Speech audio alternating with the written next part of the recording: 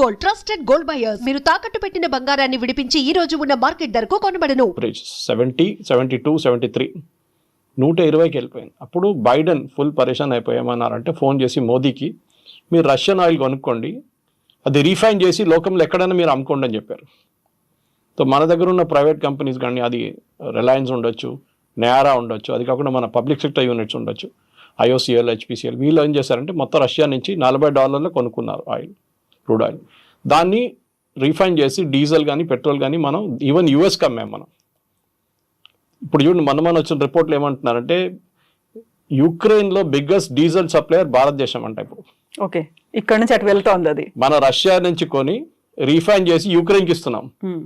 And US ఏమంటున్నారు, భారతదేశమే దీనికి రీజన్, యుక్రెయిన్ రష్యా యుద్ధానికి కారణం మోదీ అంటున్నారు.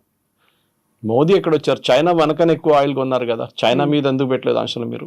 ఎందుకంటే చైనా మీకు చాలా క్రూషియల్ సప్లయర్. మీకు నట్టు బోల్ట్ కావాలంటే చైనాని తెప్పించుకోవాలి, మీరు లోకల్గా ప్రొడ్యూస్ చేయలేరు, మీకు కాస్ట్ చాలా ఎక్కువ అయిపోతుంది. చైనాని ఏం పెట్టట్లేదు. ఫస్ట్ 15 days అన్నారు, తర్వాత 90 days అన్నారు, మనతో అన్ని పోస్ట్పోన్ చేశారు. కానీ మన మీద 50% పెట్టారు. సరే పెట్టారు సార్, మనకు ప్రాబ్లం లేదు, మనం డీల్ చేసుకుంటున్నాం, కొత్త డీల్. దానికే మనం చూసాం మోదీ గారు ఫస్ట్ జపాన్కి వెళ్ళారు. జపాన్లో వెళ్ళి మోదీ గారు ప్రైమ్ మినిస్టర్ని కలిశారు, మాట్లాడుకున్నారు, బుల్లెట్ ట్రైన్లో ట్రావెల్ చేశారు, 8 బుల్లెట్ ట్రైన్కి అగ్రిమెంట్ సైన్ చేసుకున్నారు. మన వైపు నుంచి అక్కడికి వెళ్ళే ప్రోడక్ట్స్, అక్కడి నుంచి ఇక్కడికి వచ్చే ప్రోడక్ట్స్, ఈవెన్ జపాన్కి వెళ్ళే ముందు Maruti EV vehicles roll out చేశారు ఇక్కడి నుంచి. Made in India, make for the world అని చెప్పేసి కాన్సెప్ట్ మీద. సో భారతదేశం కొత్త మార్కెట్స్ యాక్సెస్ చేయబోతున్నారు, ఆల్రెడీ స్టార్ట్ అయిపోయింది ప్రాసెస్ అది. సో అక్కడే ట్రంప్కి పెద్ద ప్రాబ్లం వస్తుంది. ట్రంప్ ఏమనుకున్నారంటే మెక్సికో లాగానో కెనడా లాగానో కొంచెం స్క్వీజ్ చేస్తే భారతదేశం ఏడుస్తుంది, సరెండర్ అయిపోతారు. కానీ ఇప్పుడు చూస్తున్నాం మనం, మోదీ గారు అసలు పట్టించుకోవట్లేదు. సో ఇలాంటి కండిషన్లోనే అసలు మోదీ పట్టించుకోవట్లేదని తెలిసిన తర్వాత అక్కడ ఒక క్రై అనేది వినిపిస్తోంది, ఒక భిన్నమైనటువంటి వాదనలు ఉన్నాయి. అయ్యో అనేటువంటి భావనతో పాటుగా ఎలా అయినా మళ్ళీ భారత్ మా కాళ్ళ దగ్గరికి వస్తుంది అనేటువంటి ఒక భావన ముందు కనిపించింది. కానీ అది మెల్లిమెల్లిగా డైల్యూట్ అయిపోయినట్టుంది కదా. చైనాలో జరిగినటువంటి US ప్రెసిడెంట్ అడ్వైజర్ ఒకరు ఉన్నారు, నవారో అని చెప్పి, Peter Navarro. He is actually an agent. Is official diplomat కాదు ఆయన, అఫీషియల్ ఫైనాన్స్ పర్సన్ కూడా కాదు. ట్రంప్ వాళ్ళ ఏజెంట్ ఆయన. ఆయన అపార్ట్మెంట్లు అమ్ముతుండే, రియల్ ఎస్టేట్ అమ్ముతుండే. ట్రంప్కి వచ్చిన అడ్వైజర్గా తీసుకొచ్చారు ఆయన్ని. నెగోషియేటింగ్ చాలా బాగా చేస్తాడు కదా రియల్ ఎస్టేట్లో, మనం దీంట్లో పెట్టుకుందాం అని చెప్పి. మొన్న ఒక స్టేట్మెంట్ చూశారు, Brahmins are making money out of selling Russian oil అని చెప్పి. అది యూజువల్లీ వీళ్ళు బాస్టన్ బ్రాహ్మిన్స్ అని యూజ్ చేస్తారు. కానీ మన దాంట్లో అది ఎంత థింగ్ గాట్ బ్యాక్ ఫైర్డ్. ఎందుకంటే ఇదే కాన్సెప్ట్ రాహుల్ గాంధీ యూజ్ చేస్తున్నారు. బ్రాహ్మిన్స్ అన్ని ఉద్యోగాలు తీసుకెళ్ళిపోతున్నారు, బ్రాహ్మిన్స్ ఆర్ డబుల్ అని మనకు తెలుసు. బ్రాహ్మిన్స్ రియల్ ఎస్టేట్ మన అందరికి తెలుసు. ఓకే, వాళ్ళు ఏ పరిస్థితిలో ఉన్నారు మన అందరికి తెలుసు. నేను ఇవాళ ఒక విద్యాశ్రమంకి వెళ్ళి వచ్చాను, చూశాను నేను అక్కడ వేద పాఠశాలలో. వాళ్ళ పరిస్థితి చాలా దారుణం ఉంది వాళ్ళది. వాళ్ళని ఇప్పుడే మనం కొంచెం ఎంకరేజ్ చేసి పైకి తీసుకుంది. వాళ్ళ ట్రెడిషనల్ ట్రేడ్ వాళ్ళ గుడిలో ఉంటుంది అంతే, వాళ్ళు దానికన్నా ఎక్కువ వాళ్ళు బయటికి రారు. సరే, ఎప్పుడో జరిగింది, ఏదో అత్యాచారం జరిగిందని చెప్తున్నారు, కానీ ఈ బ్రాహ్మిన్స్ ఎందుకు తీసుకొచ్చారో అర్థం కావట్లేదు. Anyway that issue got back fired completely. ఇప్పుడు ఏం చేయాలని వాళ్ళకి అర్థం కావట్లేదు మీరు చెప్పినట్లు. ఇప్పుడు అదే పరిస్థితిలో ఫస్ట్ జపాన్కి వెళ్ళారు మోదీ గారు. ఈ అగ్రిమెంట్స్ అన్ని సైన్ చేశారు, 8 అగ్రిమెంట్స్ సైన్ చేశారు, చాలా సాలిడ్ అగ్రిమెంట్స్. అది కూడా ఇప్పటి నుంచి 5 సంవత్సరాల లోపల ఫినిష్ అయ్యే ప్రాజెక్ట్స్ అన్ని చేసుకున్నారన్నమాట. జపాన్ దగ్గర మనం తీసుకోవాల్సింది టెక్నాలజీ. వాళ్ళకి చాలా అడ్వాన్స్గా టెక్నాలజీ, వాళ్ళ దగ్గర కొంచెం స్ట్రాంగ్ పాయింట్. లాస్ట్ ఒక 10 సంవత్సరాలు ఆ టెక్నాలజీ కొంచెం చల్లబడిపోయింది వాళ్ళది. బికాస్ వాళ్ళ కార్ వాళ్ళది వాజ్ మేజర్ ఎక్స్పోర్ట్, ఎలక్ట్రానిక్స్ వాళ్ళది మేజర్ ఉండే. ఒక టైంలో మనం సోనీ అనే బ్రాండ్ విధంగానే మనం కన్ను మూసుకొని కొనేస్తుండే. కానీ ఇప్పుడు మార్కెట్లో చాలా మటుకు మిగతా బ్రాండ్స్ కూడా వచ్చేసినాయి. కొరియా నుంచి బ్రాండ్స్ ఉన్నాయి, చైనా నుంచి ఉన్న బ్రాండ్స్ ఉన్నాయి, చాలా మటుకు బ్రాండ్స్ వచ్చేసినాయి. సరే, సోనీ ఇప్పుడు కూడా ఉంది, quality wise it's considered number 1. Japanese cars కూడా అంతే. మన దగ్గర ఒరిజినల్ మారుతి స్టార్ట్ అయినప్పుడు సుజుకి పార్ట్నర్ ఉండే, ఇప్పుడు నా సుజుకి ఎంటైర్ కంపెనీ వాళ్ళు కొనుక్కున్నారు. సో జాపనీస్ దగ్గర నుంచి మనకు టెక్నాలజీ వస్తుంది. మన వైపు నుంచి జపాన్కి వెళ్ళేది ఫార్మస్యూటికల్ కానీ మిగతా ప్రోడక్ట్స్ కానీ. జపాన్లో తయారు చేయలేని ప్రోడక్ట్స్ మనం ఇక్కడ తయారు చేసి పంపిస్తాం, స్పెషల్లీ చిన్న మిషనరీ పార్ట్స్ కూడా. ఒక టైఅప్ కూడా చేసుకుంటే మనకు చాలా బాగుంటుంది. మన మ్యానుఫ్యాక్చరింగ్ యూనిట్స్కి చాలా ఒక లెగప్ అంటారు ఇంగ్లీష్లో, అది వచ్చేస్తుంది. నెక్స్ట్ మోదీ గారు వెళ్ళింది షాంఘై కోఆపరేషన్ ఆర్గనైజేషన్ మీటింగ్కి. సో అక్కడ ఏం జరిగింది, జీ జింగ్పింగ్ కానివ్వండి, పుటిన్ కానివ్వండి, మోదీ గారు, ఈ ముగ్గురు ఫొటోస్ మీరు చూసుంటారు. బాడీ లాంగ్వేజ్, ఎందుకంటే ఇది పెద్ద ఇండస్ట్రీ కవిత గారు. ఈ బాడీ లాంగ్వేజ్ రీడ్ చేయడం యూఎస్లో దే పేడ్ వెరీ వెల్. మీరు నేను మాట్లాడుకొని సౌండ్ మ్యూట్ చేసేస్తే మనం ఏం మాట్లాడమని చెప్పి ఒక మూడో మనిషి చెప్పొచ్చు. లిప్ రీడింగ్ అంటారు వాళ్ళు, దాన్ని మైండ్ రీడింగ్ అంటారు, అన్నీ చేస్తారు వాళ్ళు. What are they speaking about అనేది. సో ట్రంప్ కానివ్వండి, చాలామంది అడిగారు మోదీ గారు పుటిన్ జీ జింగ్పిన్ ఏ లాంగ్వేజ్లో మాట్లాడారని అడిగారు.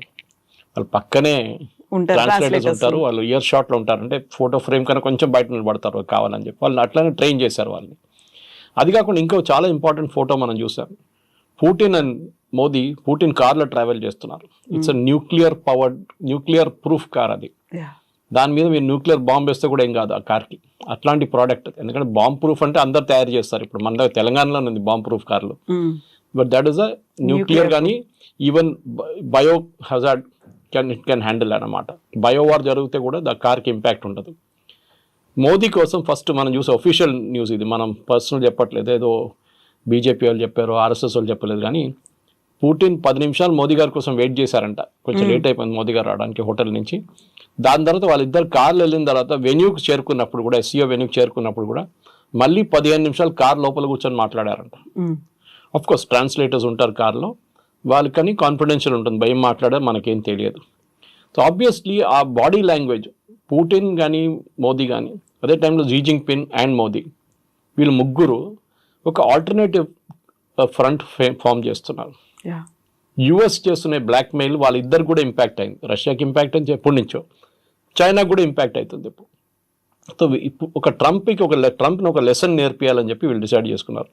దాంట్లో 2-3 రూట్స్లో చేయొచ్చు. ఒకటి ఈ ముగ్గురు రాష్ట్రాలు కలుపుకుంటే, రష్యా, ఇండియా, చైనా కలుపుకుంటే 36% మన వరల్డ్ జీడిపి వాళ్ళ దగ్గర ఉంది. ఓకే, అప్రాక్సిమేట్లీ $1 trillion కూడా it's I think around $36 trillion trade ఉంది వాళ్ళ దగ్గర. అది కాకుండా అన్నిటికంటే ఇంపార్టెంట్ ఏంటంటే వీళ్ళు ఒక ఆల్టర్నేటివ్ స్విఫ్ట్ సిస్టమ్, అంటే అమెరికా డాలర్ టర్మ్స్లోనే అన్ని మాట్లాడతారు. మీకు గుర్తుంది కవిత గారు, ఇది బ్రిక్స్ వచ్చినప్పుడు లాస్ట్ ఒక 6 నెలల ముందు ట్రంప్ వచ్చినప్పుడే ఇమ్మీడియట్గా ట్రంప్ థ్రెటన్ చేశారు సౌత్ ఆఫ్రికాని, బ్రెజిల్ని, మీరు ఆల్టర్నేట్ కరెన్సీ తీసుకొస్తే మీ పని నేను చూసుకుంటానులే అని చెప్పేసి. అవును, ఎందుకంటే భయం ఏంటంటే డాలర్ని రీప్లేస్ చేసేస్తే డాలర్ విలువ పోతుంది మొత్తం కంప్లీట్గా. ఆల్రెడీ చాలా వీక్ అయిపోయింది డాలర్. మనం ఇండియన్ రూపీతో కంపేర్ చేయకూడదు, బికాజ్ ఇండియన్ రూపీ చాలా వీక్ అయింది. కానీ ఆల్ కరెన్సీస్ వీక్ అయింది అంటే అన్నిటికంటే తక్కువ ఇండియన్ రూపీ. మీరు బ్రిటిష్ పౌండ్తో కంపేర్ చేయండి డాలర్ పడిపోయింది యాక్చువల్లీ విలువలో. ఎనీవే అది మనకు సబ్జెక్ట్ మ్యాటర్ కాదు. కానీ మన ఇక్కడ అంటే ఆల్టర్నేటివ్ పేమెంట్ సిస్టమ్ ఒకటి ఫామ్ చేయాలి. మనం ఇది ఎప్పుడు చూసామంటే ఫస్ట్ ఇరాన్ మనకి ఆయిల్ మనం కొనుక్కున్నప్పుడు వీళ్ళు ఇరాన్ మీద ఆంక్షలు పెట్టారు. ఎవరు? యుఎస్. వీళ్ళు న్యూక్లియర్ ప్లాంట్లో మిసైల్స్ తయారు చేస్తున్నారు అది ఇది చెప్పి. మనం ఏం చేసాం? రూపీ పేమెంట్ చేసాం ఫస్ట్. తర్వాత ఏం చేసాం? బార్టర్ పేమెంట్ చేసాం. వాళ్ళకి బియ్యం కావాలంటే మనం వాళ్ళకి బియ్యం ఇచ్చాం, వాళ్ళు మనకు ఆయిల్ ఇచ్చారు. దాని తర్వాత యూఎస్ వచ్చి మళ్ళీ స్ట్రిక్ట్ చేశారు, మీరు ఇంకా చేస్తే మిమ్మల్ని అది చేస్తాం అని చెప్తే సరే మనం అక్కడి నుంచి క్లోజ్గా ఇరాన్ని బంద్ చేసేసాం ఆయిల్ సప్లై. మళ్ళీ రష్యా నుంచి మొదలు పెట్టాం, రష్యా నుంచి కొనుక్కుంటున్నాం. ఇది డాలర్ని ఆపడానికి కూడా మనం చాలా మటు సహాయం చేసాం. కానీ ఇప్పుడు will not help them at all. Dollar free float కానివ్వండి, డాలర్ ఎక్కడ పోతే అది పోనివ్వండి, మనకు ప్రాబ్లం లేదు. ఆయిల్ ప్రైస్ కూడా నేను చెప్పినట్లు బైడెన్ ఏం చెప్పారు ఆ టైంలో, ఆయిల్ ప్రైస్ హోల్డ్ చేయండి, ఇండియా ఇట్లా రీఫైన్ చేసి పంపిస్తే ఆయిల్ ప్రైస్ $70-80 ఉంటుంది, లేకుంటే $200 వెళ్తుండే అని చెప్పి యుఎస్ ఎకానమిస్టే చెప్తున్నారు. భారతదేశం ఇంటర్ఫియర్ కాకపోతే రష్యన్ ఆయిల్తోని world wide crude oil prices $200 వెళ్ళిపోతుంటే మొత్తం వరల్డ్ ఎకానమీ దెబ్బతింటుండే. సో భారతదేశాన్ని అప్రిషియేట్ చేయకుండా ట్రంప్ ఏమో మన మీద ఆంక్షలు విధిస్తున్నారు. మీరు తీసుకొని యుక్రెయిన్ రష్యా వార్లో పెడుతున్నారు. రష్యా ఆయిల్ అమ్మితే కూడా చైనాకి అమ్ముతున్నారు కదా, వాళ్ళు డబ్బులు ఇస్తారు కదా. టర్కీ తీసుకుంటున్నారు, టర్కీని ఏం చెప్పట్లేదు, ఎందుకంటే మిడిల్ ఈస్ట్లో టర్కీ పనికి వస్తారు. ఇదంతా ట్రంప్ ఆడే గేమ్ అనమాట. దీంట్లో అన్నిటికంటే ఇంపార్టెంట్ కవిత గుర్తుపెట్టుకోవాలి, టఫ్గా ఉన్న నేషన్స్ మనం టఫ్గా యాక్ట్ చేస్తే వాళ్ళు అసలు ఏం చేయరు, భయపడతారు. యుఎస్ వీక్ నేషన్స్ని మొత్తం షుగర్ కేన్ జ్యూస్ మన పిండేసి అట్లా పిండి చేసుకుంటారు వాళ్ళు. మెక్సికోని చూసినప్పుడు ఏమంటున్నారు, మెక్సికోని ఫస్ట్ ఒక టారిఫ్ అన్నారు, మళ్ళీ నెక్స్ట్ టారిఫ్ అన్నారు. ఇప్పుడు ట్రంప్ నిన్న స్టేట్మెంట్ ఇచ్చారు, ఏంటంటే మనం ఏం కావాలంటే చేసుకుంటే ఏం చేయలేరు మెక్సికో అని చెప్పి. మెక్సికో ఏం చేయలేరంట, మనం ఏం కావాలంటే చేసుకుంటాం మనం, మెక్సికో నేను చెప్పేది వింటారు వాళ్ళని. ఆలోచించండి వాళ్ళ పరిస్థితి, హెల్ప్లెస్ కంప్లీట్లీ. సో ఆ పరిస్థితికి మనం రాకుండా మోదీ గారు టఫ్గా ఉంటున్నారు. కానీ మన దేశంలో ఒకటే పార్టీ ప్రాబ్లం వీళ్ళకందరికీ, కాంగ్రెస్ ఏమో మోదీ గారు ఏం చేస్తే దాన్ని వ్యతిరేకిస్తారు. యుఎస్తో ఫ్రెండ్షిప్ పెట్టుకుంటే యుఎస్ ఫ్రెండ్షిప్ పెట్టుకున్నారంటారు. ఇప్పుడు యుఎస్తో కాకపోతే మళ్ళీ యుఎస్ ఎందుకు మీరు ట్రంప్తో ఎందుకు గొడవ పెట్టుకుంటా అంటారు. చైనాతో ఎందుకు పెట్టుకున్నారు మీరు అంటారు. కాంగ్రెస్ ఒక కన్ఫ్యూజ్ పాలసీ ఉంది. కానీ మోదీ గారు చాలా డెలిబరేట్గా మన కొత్త మార్కెట్స్ కోసం. అది యుయూ ఉండొచ్చు, యూకే ఆల్రెడీ మనం FTA సైన్ చేసాం, యూరోపియన్ ట్రేడ్ బ్లాక్ సైన్ చేసేసాం మొన్న. ఇదన్నీ చూస్తే మన డాలర్ని ఈజీగా టర్న్ చేయొచ్చు. ఒక ఎగ్జాంపుల్ ఇస్తాను మీకు. కీటెక్స్ అని చెప్పి మన దగ్గర నంబర్ 1 ఇండియా నుంచి వెళ్ళే నంబర్ 1 లిటిల్ స్టార్ బ్రాండ్ యూఎస్లో టార్గెట్ అండ్ అక్కడున్న మేజర్ రీటైలర్స్లో అమ్ముతారన్నమాట వాళ్ళు. ఆ కంపెనీ మొన్న స్టేట్మెంట్ ఏమి ఇచ్చారంటే, మేము యూఎస్కి ఇప్పుడు మా ఎక్స్పోర్ట్ వెళ్ళట్లేదు, చాలా ఎక్కువ రేట్ ఎక్కువైపోయింది, వాల్మార్ట్ వాళ్ళు తీసుకుంటలేరు ఇప్పుడు అని. మేమేం చేస్తున్నామని ఇండియాలోనే మేము 1000 షాపులు ఓపెన్ చేయబోతున్నాం అని చెప్పారు.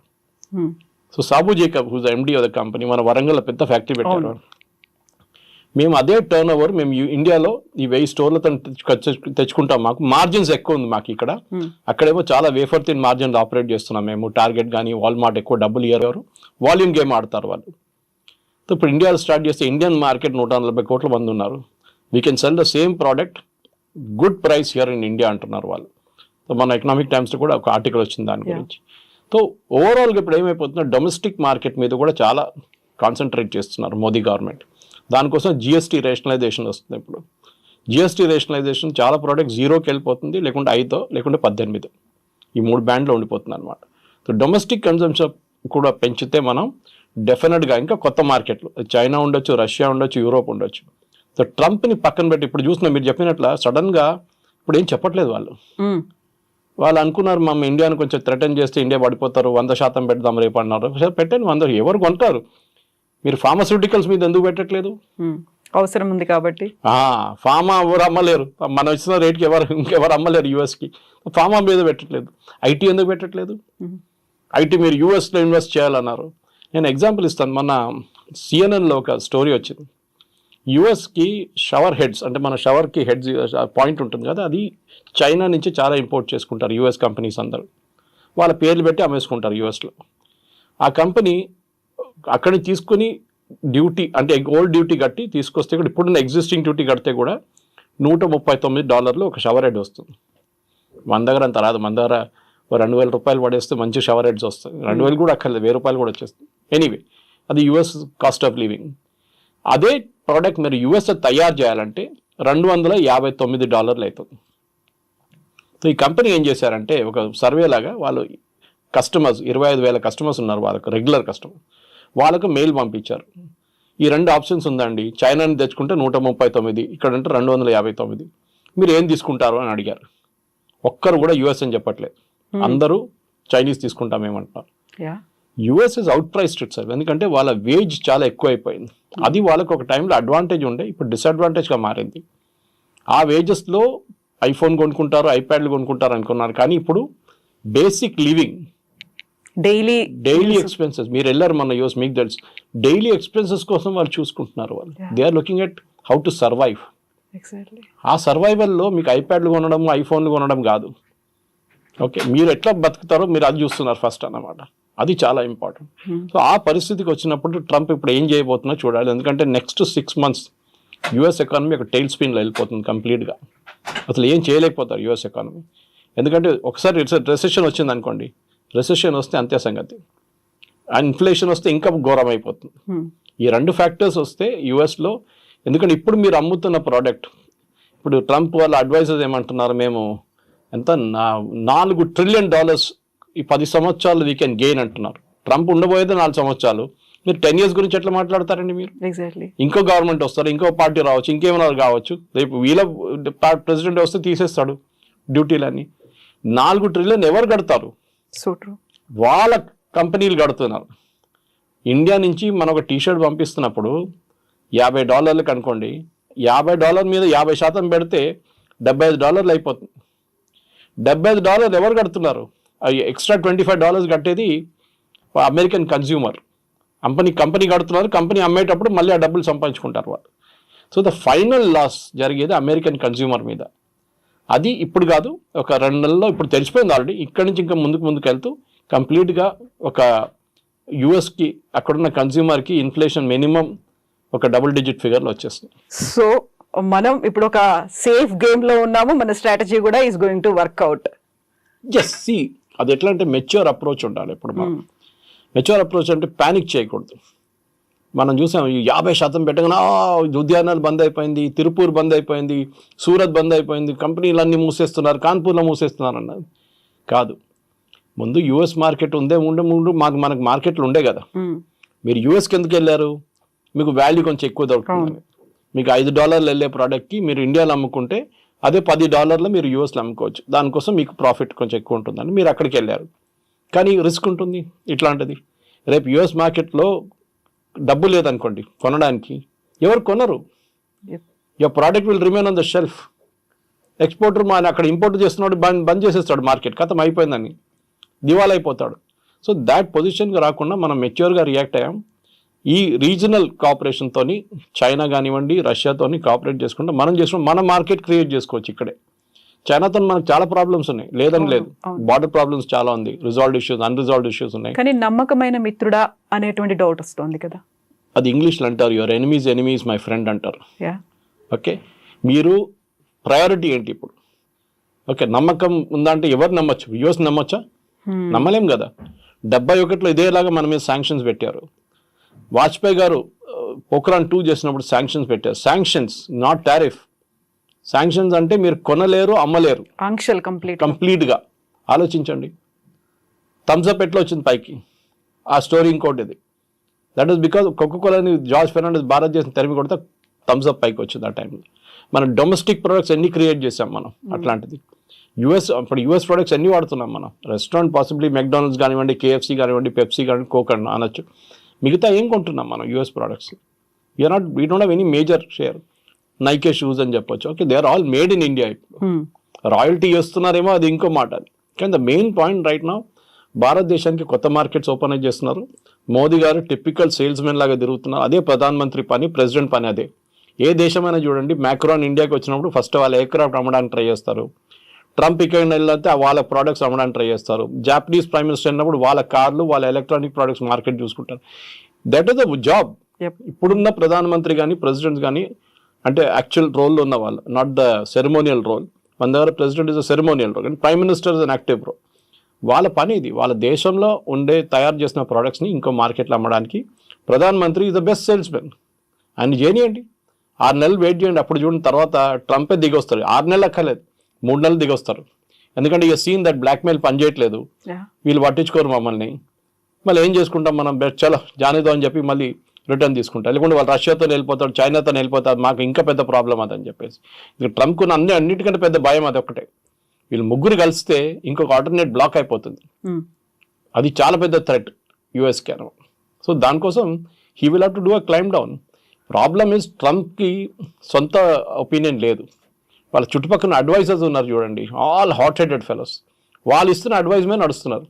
బాంబు వేయాలంటే బాంబు వేసేస్తాడు, బాంబు వద్దంటే బాంబు తీసేస్తాడు, 25 పెట్టమంటే 25 పెడతాడు, 50 తీస్తే 50 తీసేస్తాడు. ఒక స్టెబిలిటీ లేదు. ఈవెన్ యుఎస్ కంపెనీస్ అదే అంటున్నారు. యుఎస్ కంపెనీ మొన్న కూడా 2 గైడెన్స్ ఇచ్చారు. వాళ్ళు ఏమంటున్నారు, వీ నీడ్ ప్రెడిక్టబిలిటీ. మీరు స్టేబుల్గా చేయండి, చేయొద్దని చెప్పట్లేదు, ట్రంప్ గారు అంటున్నారు. కానీ బీ స్టేబుల్ అబౌట్ ఇట్. ఒక మాట ఒక వారం అంటారు, మళ్ళీ నెక్స్ట్ వీక్ వచ్చి ఇంకో మాట అంటారు. ఒక ప్రెసిడెంట్ కానీ, ఎస్పెషల్లీ యుఎస్ ప్రెసిడెంట్ కానప్పుడు చాలా స్టేబుల్ ఉండాలి థింకింగ్లో. ఎందుకంటే మీ చెప్పిన ఒక్కొక్క వర్డ్ ఇంటర్నేషనల్ మార్కెట్లో చాలా పెద్ద రామిఫికేషన్ క్రియేట్ చేస్తుంది. సో దానికోసం ట్రంప్ని ఇప్పుడు ఎవరు సీరియస్గా తీసుకుంటలేరు. So much so vice president మొన్న JD Vance ఒక స్టేట్మెంట్ ఇచ్చినప్పుడు అందరూ ఎక్సైట్ అయిపోయారు. ట్రంప్కి ఏమైనా ఉంటే నేను ఉన్నాను కదా, నేను ప్రెసిడెంట్ అయిపోతానన్నారు. ఎమర్జెన్సీ టైంలో ఐఎమ్ దేర్ అనేమాట. ఆలోచించండి. I mean why did you have to say it? ఎందుకు చెప్పారో ఎవరికి అర్థం కావట్లేదు. చెప్పారు కానీ దాని పెద్ద ఇష్యూ అయిపోయింది. మళ్ళీ ట్రంప్ పోతున్నాడా ఉంటాడా అని చెప్పేసి. మిడ్ టర్మ్ పోల్స్ రాబోతుంది యూఎస్లో. మిడ్ టర్మ్ వస్తుంది నెక్స్ట్ 1 yearలో. ఆ మిడ్ టర్మ్లో డెఫినెట్గా రిపబ్లికన్స్ ఓడిపోతారు. అప్పుడు ఏం చేస్తారు? ట్రంప్కి సెనెట్లో మెజారిటీ ఉండదు, కాంగ్రెస్లో మెజారిటీ ఉండదు, బిల్స్ పాస్ చేయలేరు.